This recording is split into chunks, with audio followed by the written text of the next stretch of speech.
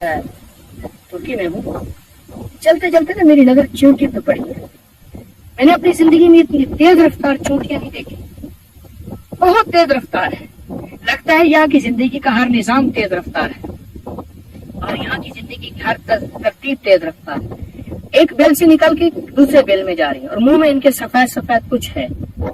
اچھی بات ہے اتنی تیز شاید میری نظر نہیں گزری. میں نے چونٹیوں کو اتنا تیز نہیں دیکھا. اچھا اتنے تیز رفتار چونٹیاں ان کی زندگی کو بتا رہی ہیں کہ زندگی تیز رفتار ہے. وقت گزرتا جا رہا ہے اور جو تیز رفتار چلے گا, جو محنت کرے گا, جو کوشش کرے گا, ہمیشہ وہی پائے گا. ادھر بھی شہر ہے, الفا شہر میں ہوں, استنبول سے 1300 کلومیٹر. ادھر غاریں ہیں ساری. تیز رفتار زندگی چونکہ ہمیں بتا رہے ہیں ہمیں اگر محنت کرنی ہے اور اپنی رفتار کو بڑھانا ہے تو ترقی پا جائیں گے. کیونکہ موسم بدل رہا ہے, آنے والی ہے برف, سردی آنے والی ہے اور اس کے لیے ابھی سے تیاری کرنی ہے. اس طرح مومن کا مزاج بھی یہی ہے کہ زندگی ختم ہونے والی ہے. جو کام کرنا ہے تیز رفتار, ناکام ہے تو کیا ہے, کچھ کام پھر بھی کر جا. مردانہ وار جی اور مردانہ وار بر جا, دنیا کی رنج و راحت کچھ ہو تیری بلا سے. ان غار والوں نے بھی تیز رفتار زندگی گزاری تھی اور آخر اینڈ ہمیں تیز رفتار زندگی گزارنی ہے. اس میں آخرت کا حصہ ضرور رکھنا ہے. آخرت کا حصہ ضرور رکھنا ہے. دنیا آخر ختم ہونے والی ہے اور آخرت باقی رہنے والی ہے. آج کے بعد تیز رفتار زندگی گزاریں مجھے اچھی لگتی ہے, لیکن آخرت کا حصہ بھی, موت کا حصہ بھی, اور مرنے کے بعد کی زندگی کا حصہ بھی. ایک بندہ مجھے حویلی میں ملا. جب غازی خان سے آیا تھا حویلی میں, مجھے کہنے لگا کہ میری ہوٹل کسی کی چلتی نہیں اور میرا حال یہ ہے کہ تھیلی نہیں تھیلے بھر کے جاتا ہوں.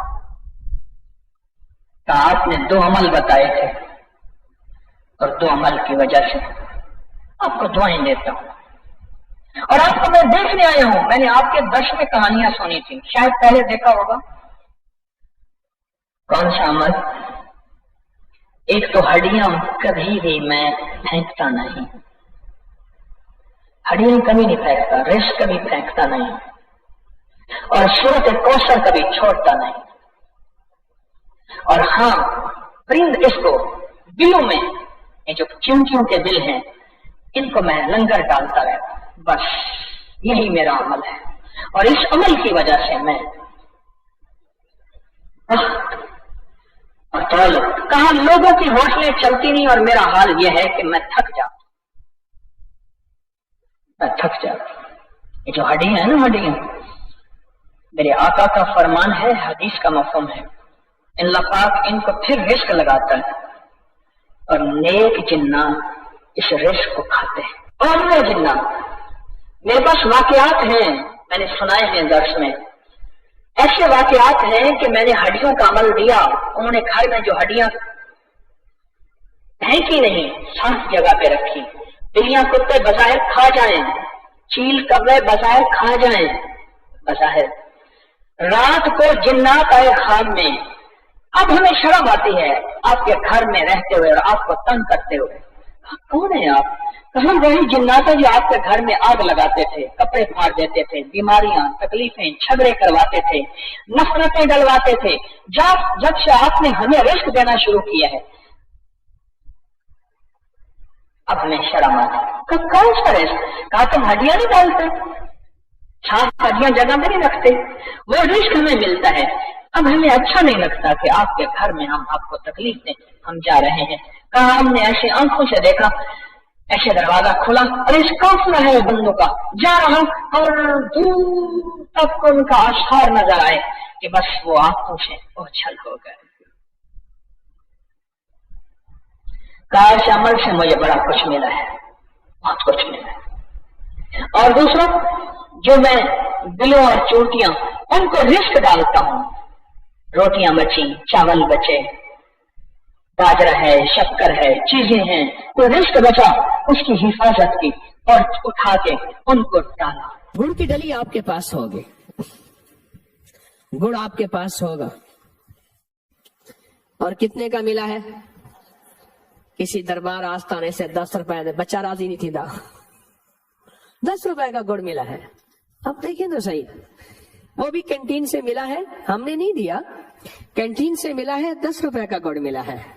اور مقصود اور مطلوب کیا ہے؟ کہ مخلوق کو راحت پہنچے، اللہ کی مخلوق کو خیر پہنچے، اللہ کی مخلوق کو برکت ہو. یہ گڑ جو ہے نا، یہ آپ کے لیے نہیں ہے، یہ آپ کے لیے نہیں، آپ نے نہیں کھانا.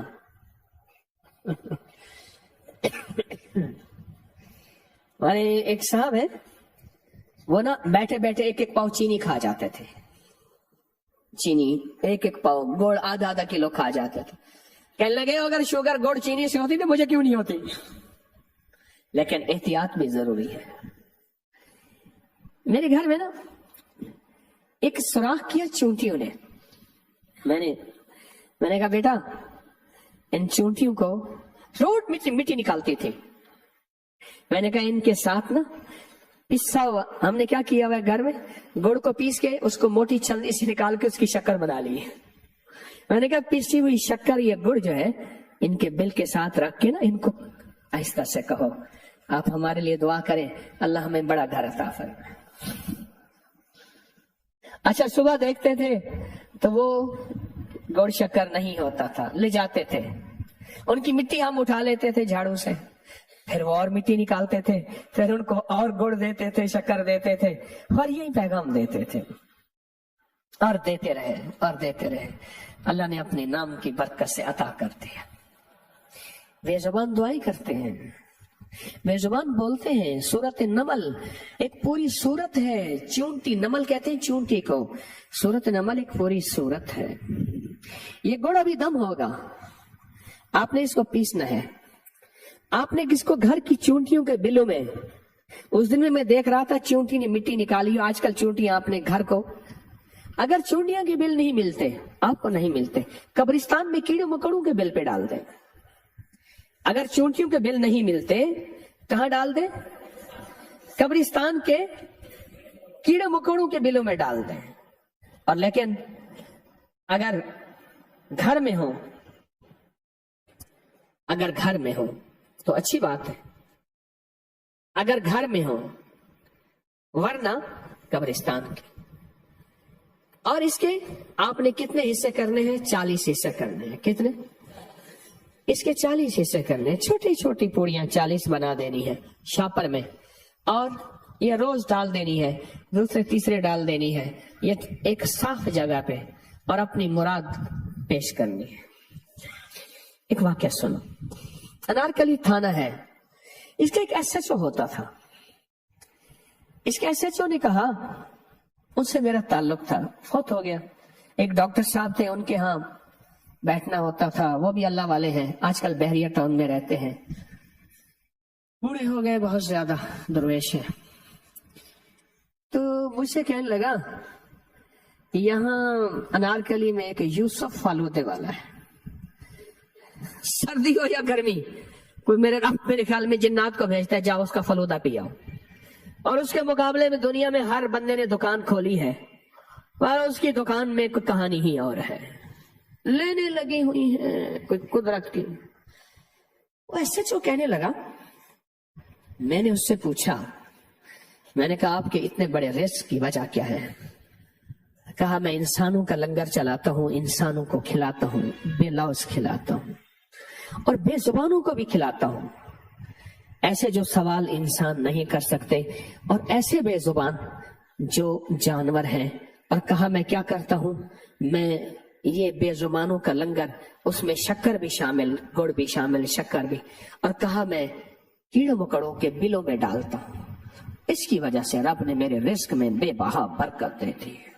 یہ جو بیگ لے کے جا رہا تھا حج پہ نا حاجی پہلے لکھ دیتے ہیں بیگ کے اوپر، تو بیگ لے کے جا رہا تھا، اس نے کہا یہ تو بیگ ہے، آگے اس نے کہا لبیک، اس نے آ کے انہوں نے کہا البیک، نہیں سمجھے. وہاں ایک بروسٹ ہے، اس کا نام ہے البیک. انہوں نے کہا اب ہے بیگ، آگے جائے گا تو لبیک، اس کے بعد تو لبیک بھی بھول جائے گا، پھر اسی کی لائن میں لگ جائے گا.